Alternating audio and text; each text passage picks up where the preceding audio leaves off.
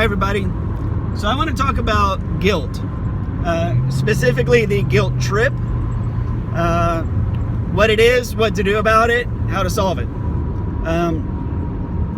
There are 5 types of guilt, or rather 5 stimuli or 5 circumstances or situations under which you feel guilty.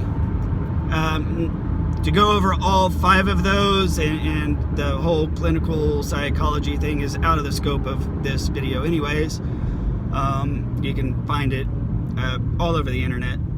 But there's 2 that are relevant. One is you feel guilt when harm, be it mental, physical, or emotional, when you do something that causes harm to somebody, and you're feeling guilty either when you're planning and preparing it, or when you're put in a position where you're going to have to do that, or if you're in a situation where you think you've done it. Now, the last 2 of those 3 are the ones that are most relevant. You feel guilt when you're about to have to make a decision that you know is going to hurt someone or something mentally, physically, or emotionally. Right? That's one. And then the other is when you think you have harmed somebody mentally, physically, and emotionally. Now, there is such a thing as a loaded question. A loaded question is a question for which no answer is the right answer. Okay? And the loaded questions that have defined 2017 and 2018 and will define 2019 and 2020, the loaded question is, who did you vote for, Trump or Hillary? You know, if you're in America. You know, that's a major loaded question. You can't answer that without being, you can't answer that and be right. Loaded questions. Another good one is, honey, do these pants make my butt look big? And you say, speaking of which, I need to go build a battery out of speaker wire and a pencil. I'll be right back. So these are loaded questions. No answer you supply can be right. Let's talk about the whole butt question, because I think it's kind of funny and relatable, and I like butts. Do these pants make my butt look big? Well, you could be truthful and you could say, no honey, your big ass is what makes your ass look big. Go to the gym and lose some weight, right? The other one is, oh honey, I love you no matter what your big ass looks like, right? One of those answers to the emotional side, one of those answers to the solving side.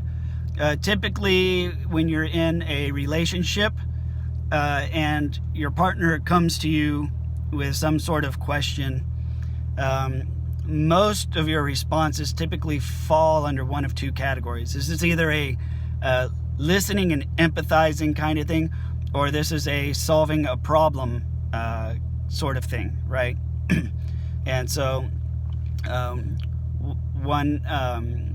heard this question. Somebody once said, it's like, anytime my wife starts coming to me and talking to me, I interrupt her halfway through and I say, hold on, is this a problem solving type conversation, or is this a emotional type of, is this like an empathy kind of empathy, sympathy, soothing, comforting kind of conversation? Let me know so I can prepare my response correctly, right? So, do these pants make my butt look big?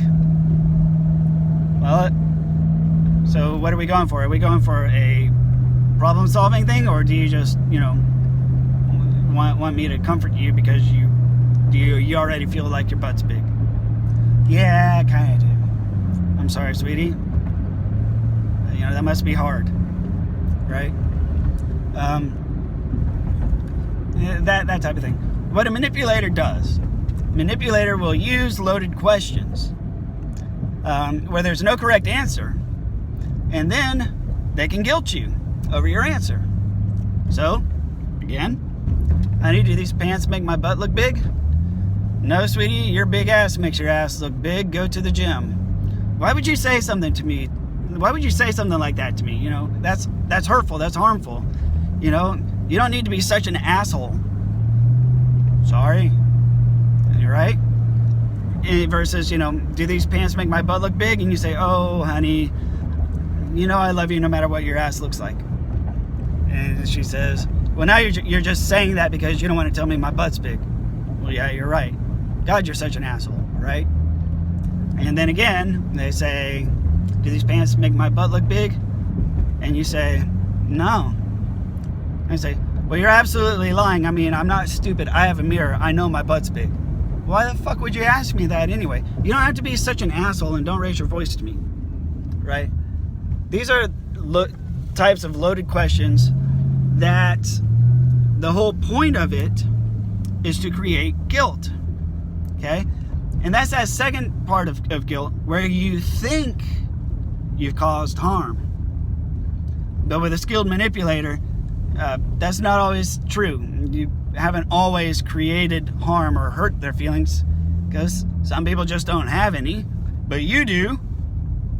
And they're like, watch, I can totally just make them feel guilty for no reason, and then they're gonna do whatever I want, right? It's like, yeah, I got a big ass. Shit happens. I'm fine with it. But then they turn around and say, you know, is my butt big?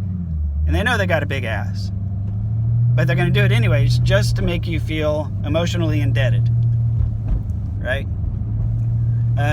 So that's huge.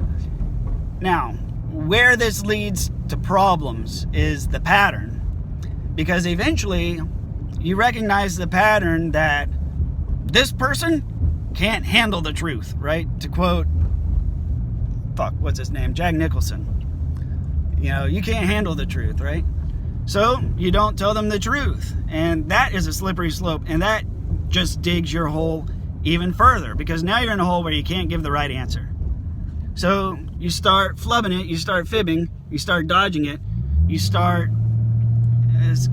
you know, creatively constructing the truth, or, you know, cutting out the little hurtful bits and leaving the unhurtful bits. You try to use vague wording, you know.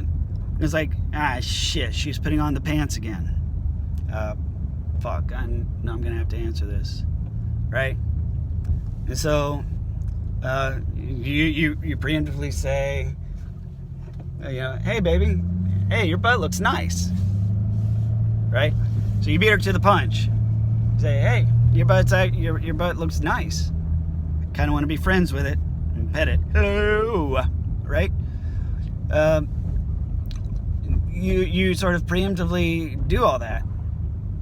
Well, then later on, you know, you're out on a date or whatever, and people are like, oh, hi, Jane.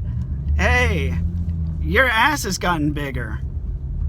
Well, now you're in hot shit. You're in deep shit because you lied, right? Now, nobody ever says that, you know, when you go out. Hopefully not.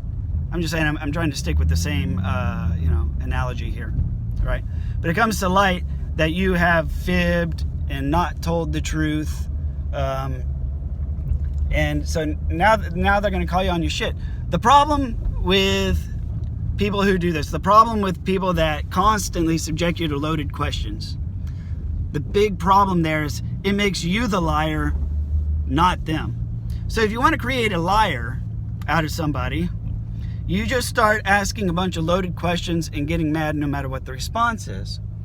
Do that enough times with somebody who can't go no contact with you, and they're going to start being a liar. And then you can bust them for lying. And then that makes them feel even more guilty.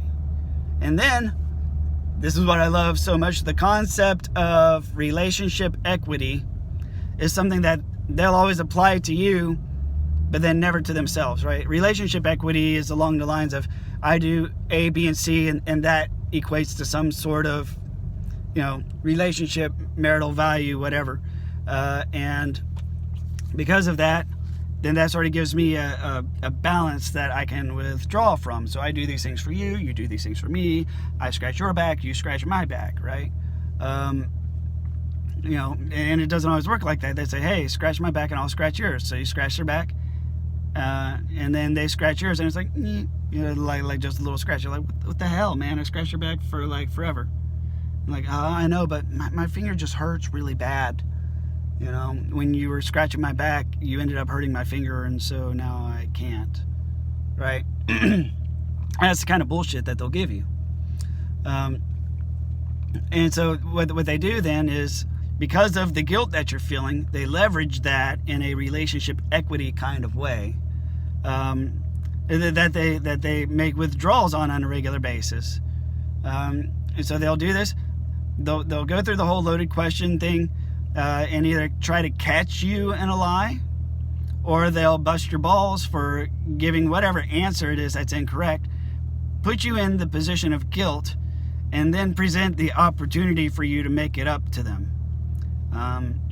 So that's how it works. That's the whole guilt trip / relationship equity thing, etc. Now, what's the solution? You just tell the truth and give 0 fucks, right? Period. Let them be mad.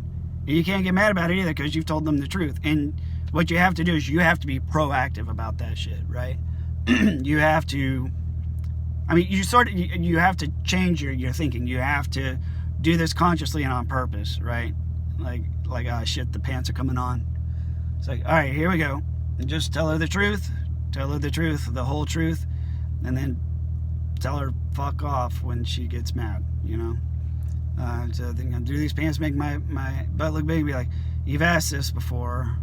Yes, you have a big butt. They say, why would you say that?